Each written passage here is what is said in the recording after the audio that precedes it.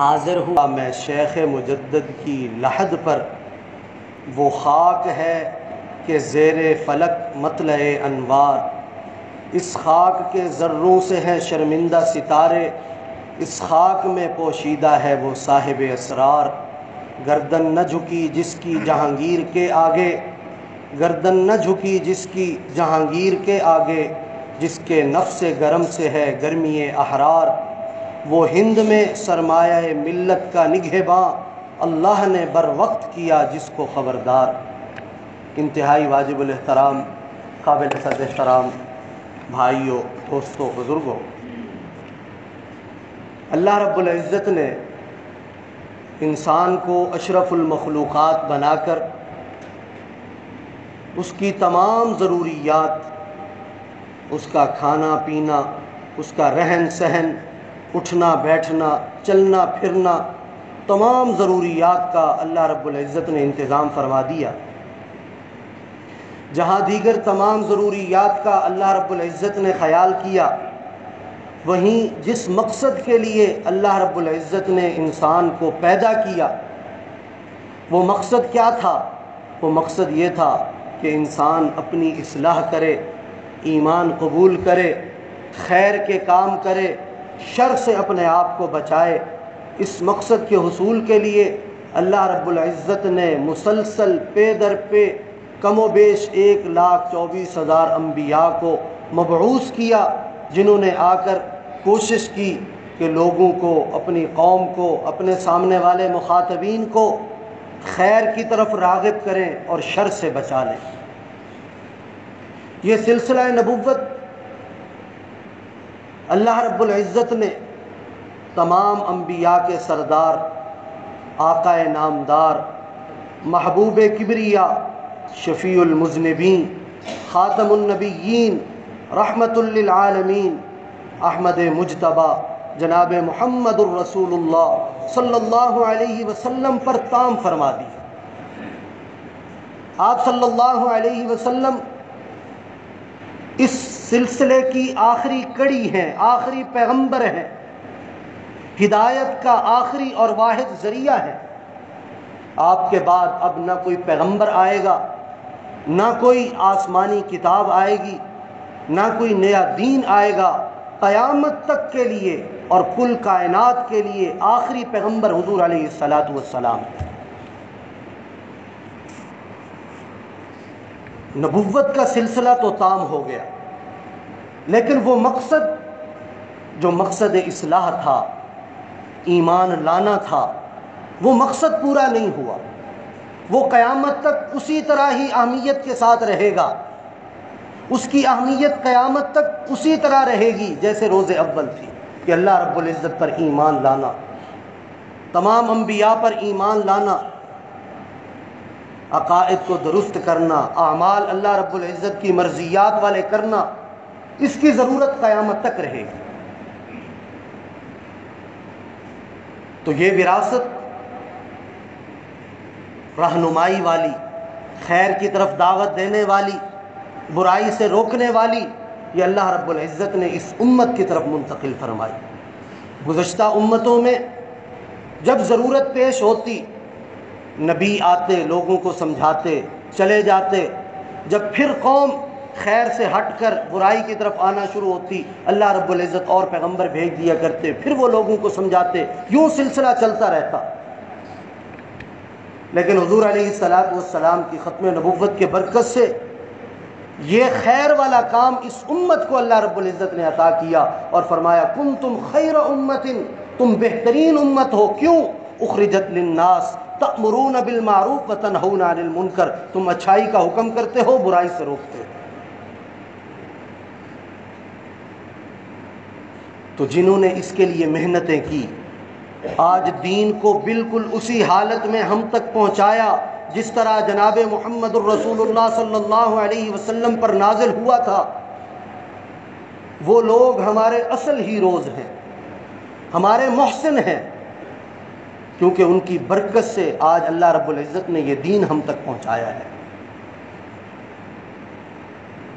وہ دین کے صحیح اور سچے خادم ہیں، انہی خدام کی فہرست میں ایک بہت بڑا نام حضرت مجدد الفسانی رحمہ اللہ کا ہے۔ ایک اچھا سلسلہ شروع ہوا ہے کہ چند خطبات کے دوران، چند خطبات کے بعد ایک خطبہ ایسا آ جاتا ہے کہ جس میں ہم اپنے ہیروز کی پہچان کر سکیں تاکہ ان کے نقش قدم پر چلا جائے، ان کی تعلیمات پر عمل کیا جائے۔ حضرت مجدد الفسانی رحمہ اللہ ایک بہت بڑا نام ہے۔ ہماری گفتگو کا عنوان بھی حضرت مجدد الفسانی رحمہ اللہ کے تجدیدی کارنامے اور تجدیدی خدمات۔ برِ صغیر کی اسلامی تاریخ کے آسمان پر بے شمار تارے چمکے، ان تاروں میں سب سے چمکدار جو ستارہ ہے وہ حضرت مجدد الفسانی ہے، جو تمام سے ممتاز ہیں، تمام سے خصوصیت لیے ہوئے ہیں۔ آپ زہد اور تقوی، فقر و تصوف، عزم اور ثبات کے امام تھے۔ شاعر کہتا ہے ہونے کو گل و لالا بھی ہیں، شمس و قمر بھی ہیں، ہونے کو گل و لالا بھی ہیں، شمس و قمر بھی ہیں، تیری ہی طرف اٹھتی خلقت کی نگاہیں۔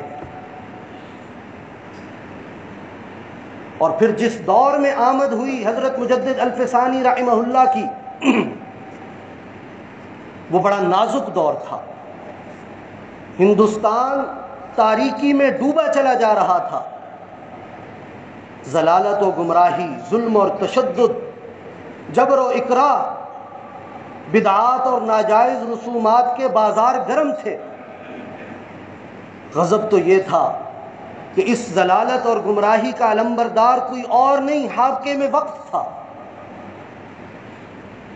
جو اکبر کے نام سے معروف تھا۔ وہ ایسا وقت تھا کہ دربار بادشاہی کے اندر شرک کی باقاعدہ تعلیم دی جاتی تھی، اور درباری آداب میں سب سے بڑا ادب وہ بادشاہ وقت کو سجدہ کرنا شمار کیا جاتا تھا۔ مسلمانوں کے لیے اس وقت میں کلمہ حق کہنا محال ہو گیا تھا، دینداروں کے لیے دین پر چلنا مشکل ہو گیا تھا، دیندار پریشان تھے اور اللہ رب العزت کی طرف سے ایک غیبی مدد کے منتظر تھے، اور زبان حال سے ہر ایک کی زبان سے یہ کلمات تھے، پھنسی ہے کشتی حق اب بھور میں ظلم و ظلمت کے، کفر و ظلمت کے، پھنسی ہے کشتی حق اب بھور میں کفر و ظلمت کے، خدایا نوسا پھر کوئی ناخدا کر دے۔ لوگ انتظار کر رہے تھے کہ اللہ رب العزت کی طرف سے کوئی مدد آئے۔ جس کے دل میں ذرہ برابر بھی ایمان تھا، اسلام کا دل میں درد تھا، وہ ان مناظر کو دیکھتے ہوئے اپنی زبان حال سے یہ اللہ رب العزت کے سامنے دعا کیا کرتا تھا، پردہ غفلت کا ان کی آنکھوں سے اٹھا دے یا رب، پردہ غفلت کا ان کی آنکھوں سے اٹھا دے یا رب، اپنے بندوں کو راہ راست دکھا دے یا رب، شب تاریک ہے سمندر میں بپا ہے طوفاں، ڈوبتی ناؤ کو ساحل سے لگا دے یا رب۔ جو بھی دین کی دل کے اندر ذرہ برابر بھی تڑپ رکھتا تھا، وہ زبان حال سے اللہ رب العزت سے دعائیں کرتا تھا، التجائیں کرتا تھا۔ اس وقت میں ضرورت تھی ایک ایسے داعی حق کی جو لوگوں کو، صرف عوام کو نہیں بلکہ اس وقت خواص کو بھی ضرورت تھی کہ وہ ان کو ظلم، کفر کی تاریکیوں سے، شرک کی تاریکیوں سے نکال کر ایمان کے نور سے منور کر دے، اور ان کو گمراہی سے نکال کر توحید کی روشنی سے ان کو آشنا کر دے۔ چنانچہ خالق اکبر نے، خالق ارض و سما نے اس خدمت کے لیے جس شخصیت کا انتخاب کیا، اس شخصیت کو حضرت امام ربانی مجدد الفسانی کہتے ہیں۔ آپ نے قلیل عرصہ کے اندر وہ کارہائے نمایاں سر انجام دیے کہ بر صغیر کا بچہ جوان، بوڑھا، عورتیں، تمام کے تمام آپ کے ممنون احسان ہیں۔ آپ نے لوگوں کے اندر جذبہ ایمانی پیدا کرنے کی کوشش کی، اور پھر پیدا کیا کہ جس نے لوگوں کے دلوں سے اللہ رب العزت کے خوف کے علاوہ تمام خوف نکال دیے۔ لا الہ الا اللہ محمد الرسول اللہ کی عظمت کو لوگوں کے دلوں میں ڈالا، اس کی طاقت اور پاور کا لوگوں کو احساس دلایا۔ اسی لیے ان کو جو منصب عطا کیا گیا اس منصب کو مجدد کہا جاتا ہے۔ مجدد کسے کہتے ہیں؟ حضور علیہ الصلاۃ والسلام، جیسے میں نے عرض کیا، آخری پیغمبر، قرآن پاک آخری آسمانی کتاب، دین اسلام آخری آسمانی شریعت، دین حق آخری، اور اللہ رب العزت نے اعلان بھی فرما دیا، الیوم اکملت لکم دینکم واتممت علیکم نعمتی ورضیت لکم الاسلام دینا، کہ دین بھی مکمل ہو چکا۔ اب لہٰذا کوئی نیا نبی نہیں آئے گا، کوئی نئی شریعت نہیں آئے گی، کوئی نئی کتاب نہیں آئے گی، تو معاشرے کی اصلاح اسی امت کے افراد کریں گے۔ انہی افراد میں ایک خاص فرد جس کو مجدد کہا جاتا ہے، اور یہ اصطلاح حضور علیہ الصلاۃ والسلام کی عطا کردہ ہے۔ حضرت ابو ہریرہ رضی اللہ عنہ فرماتے ہیں، نبی اکرم صلی اللہ علیہ وسلم نے ارشاد فرمایا کہ اللہ تعالیٰ ہر صدی کے آخر میں اس امت کے اندر سے ہی ایک مجدد کو پیدا کرتا رہے گا جو دین کو زندہ کرتا رہے گا، ہر صدی کے آخر میں۔ تو لہٰذا یہ ایک دینی منصب ہے، گزشتہ صدیوں میں بھی آتے رہے۔ مقصد کیا ہوتا؟ لوگوں کے اندر جو خرافات پیدا ہو چکی ہوتی ان کا خاتمہ کرتا، امت کو بھولا ہوا سبق یاد دلاتا، احکام خداوندی کے قریب کیا کرتا، سنتوں کو زندہ کرنے کی کوشش کرتا، الجھے ہوئے مسائل کو سلجھانے کی کوشش ہوتی۔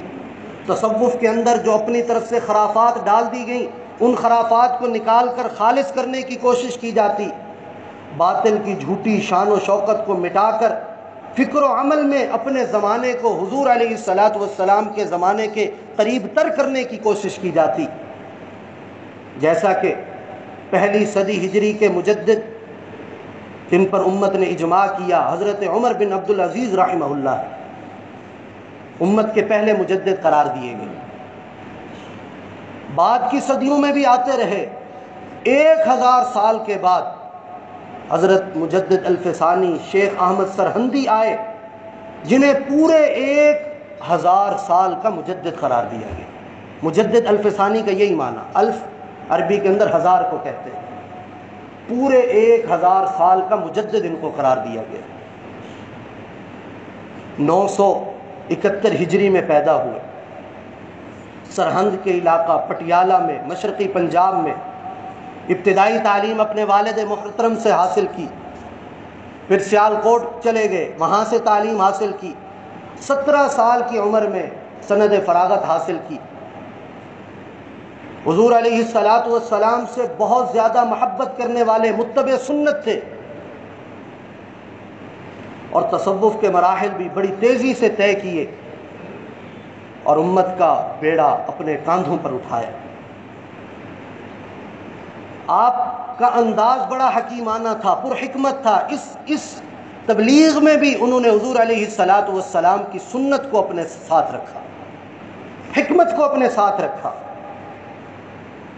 آپ کے علمی اور روحانی کمالات سے متاثر ہو کر وقت کا بادشاہ جہانگیر بھی تائب ہوا اور آپ کی مریدین کی فہرست میں شامل ہو گیا۔ جیسے میں نے عرض کیا کہ ہر صدی میں مجدد آتے رہے، اور بعض صدیوں میں تو ایک سے زائد بھی آئے۔ جیسے دوسری صدی ہجری میں حضرت امام شافعی رحمہ اللہ اور امام حسن بن زیاد رحمہ اللہ دونوں کا انتقال 204 ہجری کو ہوا۔ دونوں کو امت نے مجدد قرار دیا، اور بھی آتے رہے صدیوں میں۔ لیکن یہ لقب جس شخصیت کے ساتھ خاص ہو گیا، ایسا خاص ہوا کہ لوگ نام نہیں جانتے لیکن مجدد کے نام سے جانتے ہیں، وہ شیخ احمد سرہندی مجدد الفسانی ہے۔ اور امت نے اس پر اجماع کیا کہ یہ واقعی 1000 سال کے مجدد ہیں۔ جیسا کہ ابھی میں نے آپ حضرات کے سامنے علامہ اقبال مرحوم رحمہ اللہ کا شعر پڑھا، پہلے شعر میں ہی وہ کیا کہتے ہیں، حاضر ہوا میں شیخ مجدد کی لحد پر۔ تو شیخ مجدد سے مراد یہ شیخ مجدد الفسانی رحمہ اللہ ہے۔ اور امت کے اندر ان کی یہ فضیلت ہے کہ ان کو ایک دلیل کی حیثیت حاصل ہے۔ آپ کے افکار اور نظریات، آپ کے اقوال اور شخصیت کو بطور حوالہ پیش کیا جاتا ہے۔ اور امت کے اندر ایک بہت بڑا بگاڑ تھا، جس بگاڑ کو انہوں نے سنوارنے کی کوشش کی اور سنوارا۔ آپ حضرات حیران ہوں گے کہ اس وقت کے کیا حالات تھے جب مجدد الفسانی رحمہ اللہ کو اللہ رب العزت نے اس دین کی خدمت پر لگایا۔ کفر و شرک کی آندھیاں چل رہی تھیں۔ دین الہی کے نام سے اکبر بادشاہ نے ایک نیا دین ایجاد کر لیا تھا، جس دین کے اندر لوگوں کو مجبور کیا جاتا کہ گائے کے درشن کریں، آگ اور سورج کی تعظیم کی جائے، کلمہ، نماز، روزہ، حج، زکوٰۃ کا انکار کر دیا جائے، نماز اور اذان پر مکمل پابندی لگا دی گئی، سکوں سے کلمہ طیبہ ہٹا کر، سکے جو روپے پیسے والے سکے ہوتے ہیں، کلمہ طیبہ ہٹا کر وہاں پر رام اور سیتا کی تصاویر بنا دی گئی، رمضان کے تقدس کو پامال کیا گیا، روزے پر پابندی لگا دی گئی، اور حکم نامہ جاری ہوا کہ جس کو اگر بھوک نہیں بھی لگی وہ ہر وقت رمضان المبارک میں اپنے منہ کے اندر پان رکھا کرے گا، منہ چیک کیے جاتے کہ کہیں کوئی روزے کی حالت میں نہ ہو۔ اور اسی طرح حج پر جانے پر مکمل پابندی لگا دی گئی، قرآن پاک کی وحی ہونے سے انکار کر دیا گیا، اور یہ حکم نامہ جاری ہوا کہ یہ کوئی آسمانی کتاب نہیں ہے، یہ نعوذ باللہ حضور علیہ الصلاۃ والسلام کی اپنی ذاتی تصنیف ہے۔ حضور علیہ الصلاۃ والسلام کے معجزات کا انکار کیا گیا، معراج مبارک کا انکار کیا گیا، صحابہ کرام رضوان اللہ علیہم اجمعین کی گستاخیاں کی گئی، خصوصاً خلفائے راشدین کا مذاق اڑایا جاتا۔ ریشمی لباس جس کو حضور علیہ الصلاۃ والسلام نے مردوں کے لیے حرام قرار دیا، اس کی ممنوعیت کو ختم کر دیا گیا، بلکہ لوگوں کو کہا جاتا یہ پہنو۔ اسی طرح داڑھی مبارک زبردستی لوگوں کی منڈوائی جاتی، اسی طرح زنا، جوا، شراب، سود سب کو حلال قرار دے دیا گیا، سن ہجری ختم کر کے اس کو سن عیسوی میں تبدیل کر دیا گیا، دین کا علم حاصل کرنے پر مکمل پابندی عائد کر دی گئی، اور ہم جو آپس میں ملتے جلتے السلام علیکم کہتے ہیں اس پر پابندی لگا کر اس کے مقابلہ میں اللہ اکبر کا لفظ ایجاد کیا گیا، اور اکبر سے مراد وہ اپنے آپ کو لیا کرتا۔ اسلامی تہواروں کے بجائے ہندوؤں کے تہوار منائے جانے ضروری قرار دیے گئے، جبراً بادشاہ کو سجدہ کرنا ضروری قرار دیا گیا۔ یہ ایسا بے دینی کا وقت تھا کہ جہاں پر سچے مسلمانوں کو بھی، خالص مسلمانوں کو بھی یہ تمام اعمال کرنا مشکل ان کے لیے ہو گئے، اپنی جانوں کے ان کو نذرانے پیش کرنے پڑے۔ لیکن اس وقت میں ایک مطلق العنان، ایک ظالم بادشاہ کے سامنے کھڑا ہونا آپ خود اندازہ لگا سکتے ہیں کتنا مشکل کام ہوگا۔ اللہ رب العزت نے اس ظالم بادشاہ کے سامنے اس مجدد الفسانی شیخ احمد سرہندی کو کھڑا کیا۔ ایسے نہیں مجدد الفسانی کا لقب ملا، یہ میں نے آپ کو چیدہ چیدہ باتیں بتائی ہیں وقت کی نزاکت کو مد نظر رکھتے ہوئے۔ تو یوں مسلمانوں کے لیے بر صغیر ہندوستان کے اندر جینا مشکل ہو گیا،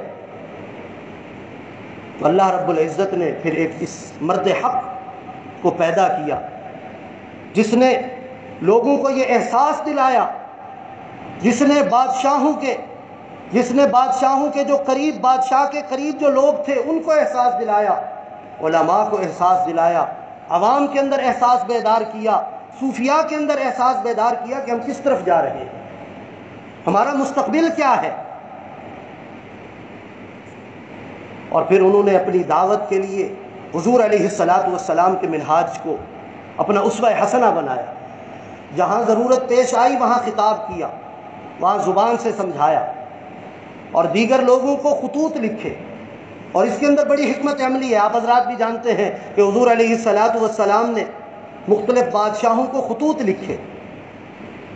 اس کا فائدہ کیا ہوتا ہے؟ فائدہ یہ ہوتا ہے، ایک تو مختصر وقت میں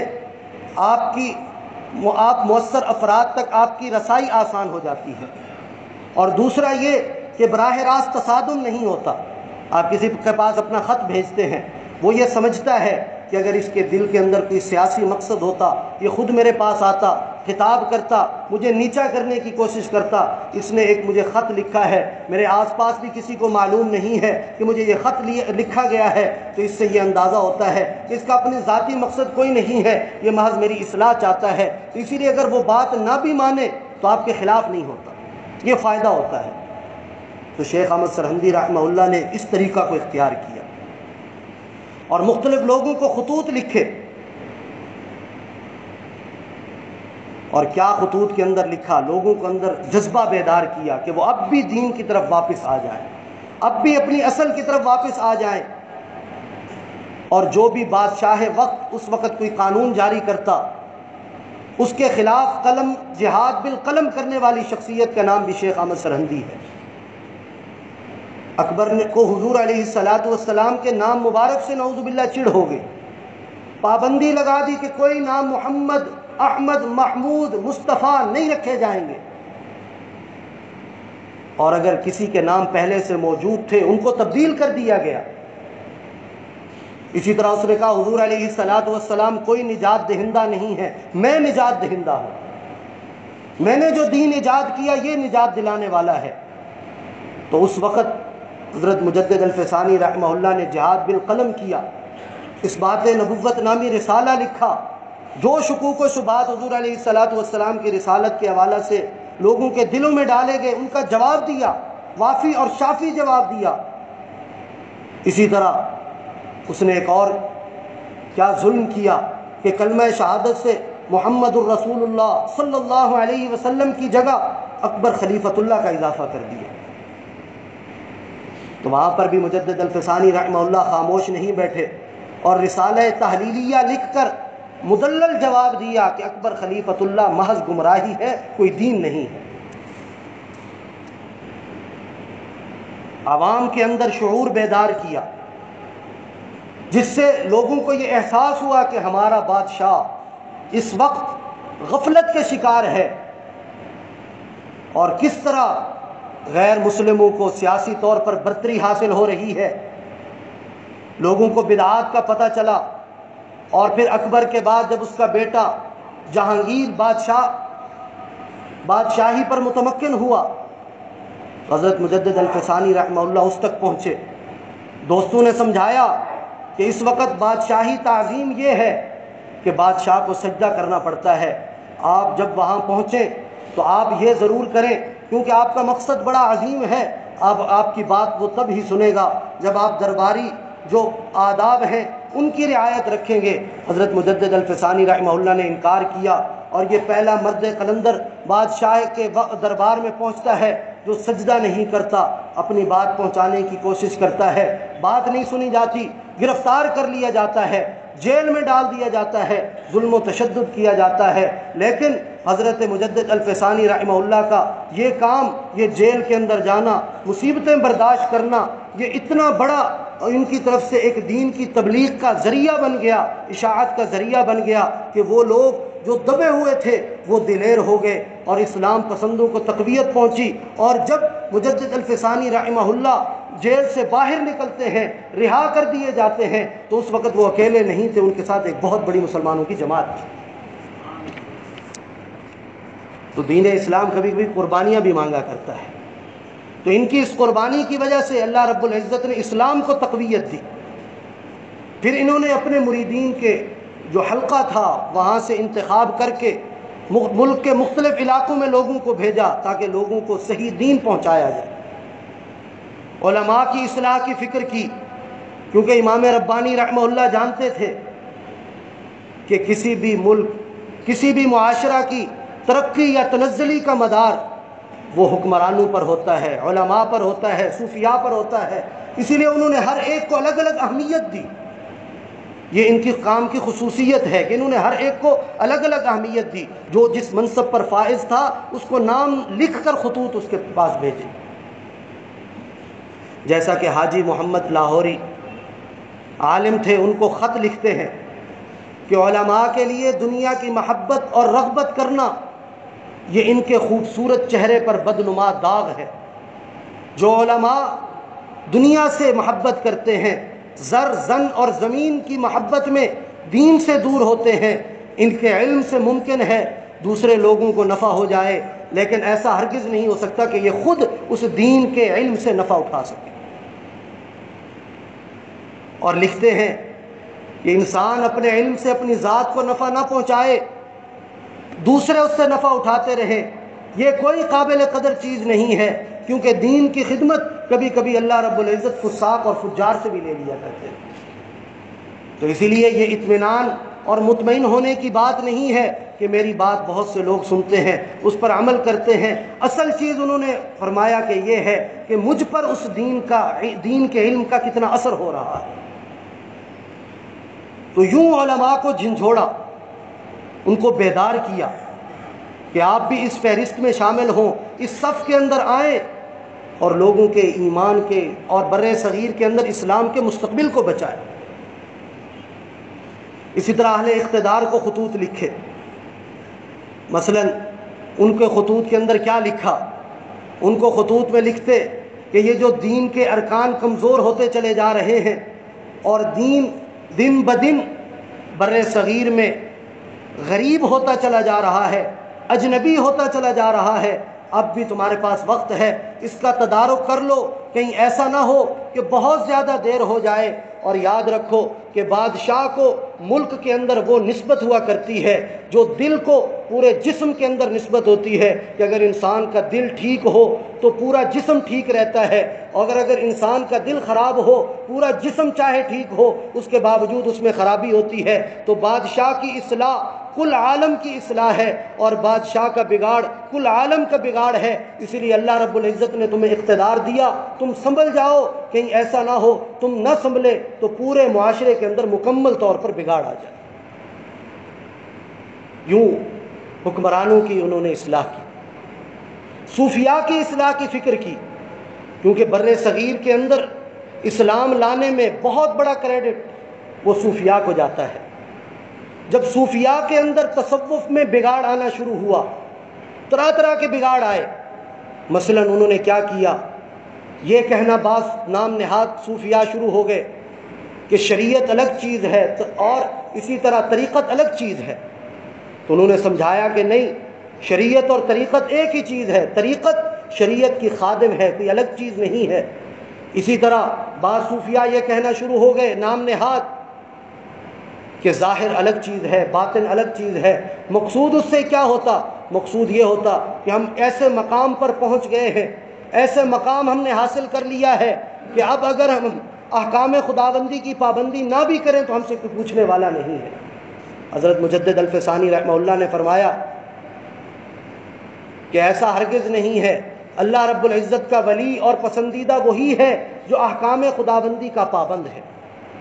اور لوگوں کے ذہنوں میں یہ تصور آنا شروع ہو گیا کہ اللہ رب العزت کا ولی، اولیاء اللہ وہ ہوتے ہیں جو خرق عادت کام کر لیں، ایسے کام سر انجام دیں جو لوگوں کے لیے بڑے انہونے ہوں، بڑے بعید از عقل ہوں، عقلوں سے دور ہوں، وہ اللہ کا ولی ہے۔ تو حضرت مجدد الفسانی رحمہ اللہ نے لوگوں کو یہ سمجھایا کہ اصل اللہ رب العزت کی ولایت اور ولی ہونا وہ کون ہوتا ہے؟ اللہ رب العزت کا ولی جو اللہ رب العزت کی نافرمانی نہیں کرتا۔ رہی بات خرق عادت کام کرنے کی، تو دجال جب آئے گا وہ بھی ایسے خرق عادت کام کرے گا کہ دنیا حیران رہ جائے گی، تو کیا پھر اس کو بھی اللہ کا ولی کہنا شروع کر دو؟ تو اصل ولایت کیا ہے؟ حضرت مجدد الفسانی رحمہ اللہ نے لوگوں کو سمجھایا، اصل ولایت کوئی خرق عادت کام کرنا نہیں ہے، اصل ولایت اللہ رب العزت کے احکامات کی پابندی کرنا ہے۔ جو جتنا اللہ رب العزت کے احکامات کا پابند ہے اتنا بڑا اللہ رب العزت کا ولی ہے اور اللہ رب العزت کا دوست ہے۔ اور ان کا بنیادی نقطہ جو تھا جس کی طرف انہوں نے امت کو جمع کیا وہ کیا تھا کہ حضور علیہ الصلاۃ کی اتباع کرو۔ فرمایا کرتے کہ اسی میں ہم سب کی عظمت ہے، اسی میں ہم سب کے لیے خیر ہے، اور اسی میں ہم سب کی بقا ہے، کہ حضور علیہ الصلاۃ کے منصب کو سمجھیں اور ان کی اتباع کریں۔ اور فرمایا کرتے کہ آپ کی اتباع کا ایک ذرہ دنیا کی تمام لذتوں اور اخروی تمام نعمتوں سے بہتر ہے۔ اور انہوں نے مثال دی، بڑی خوبصورت مثال دے کر سمجھایا کہ ایک شخص ہے دوپہر کا قیلولہ کرتا ہے، دوپہر کے وقت سوتا ہے، اور دل کے اندر یہ خیال ہے کہ میں حضور علیہ الصلاۃ والسلام کی سنت کو زندہ کر رہا ہوں۔ حضور علیہ الصلاۃ والسلام قیلولہ فرمایا کرتے تھے، اس لیے میں بھی قیلولہ کر رہا ہوں۔ فرمایا یہ ان 1000 نوافل سے بہتر ہے جس کی پشت پر حضور علیہ الصلاۃ والسلام کی سنت کی اتباع نہ۔ تو فرمایا اصل چیز حضور علیہ الصلاۃ والسلام کی اتباع کرنا ہے۔ عظمت چاہتے ہو تو ایک نقطے پر جمع ہو جاؤ، اور وہ ایک نقطہ کیا ہے؟ حضور علیہ الصلاۃ والسلام سے محبت اور پھر حضور علیہ الصلاۃ والسلام کی اتباع۔ تو میرے بھائیوں، یہ وہ بزرگ ہستیاں ہیں جن کی برکت سے، جن کو اللہ رب العزت نے وسیلہ اور سبب بنایا کہ آج دین مکمل صحیح حالت میں ہمارے سامنے موجود ہے، ورنہ ہم بھی بر صغیر کے رہنے والے ہیں، حالات کہاں سے کہاں نکل جاتے۔ تو یہ ہمارے اصل ہیروز ہیں، یہ ہمارے اصل محسن ہیں، ان قربانیوں کی قدر کریں، ان کی تعلیمات پر چلیں، تاکہ کل قیامت کے دن اللہ رب العزت ہمارا حساب کتاب بھی ان حضرات کے ساتھ فرمائیں، اور ہمارے لیے بھی اللہ رب العزت اعلان فرمائیں، یا ایتھا النفس المطمئنہ، اے اطمینان والی روح، ارجعی الی ربک راضیۃ مرضیہ، تو لوٹ آ میری طرف اس حال میں کہ تو مجھ سے راضی ہو، میں تجھ سے راضی ہوں، فادخلی فی عبادی، میرے بندوں میں داخل ہو جاؤ، وادخلی جنتی، اور جنت میں داخل ہو جاؤ۔ اللہ رب العزت ہم سب کو توفیق عمل عطا فرمائے۔ وآخر دعوانا ان الحمد للہ رب العالمین۔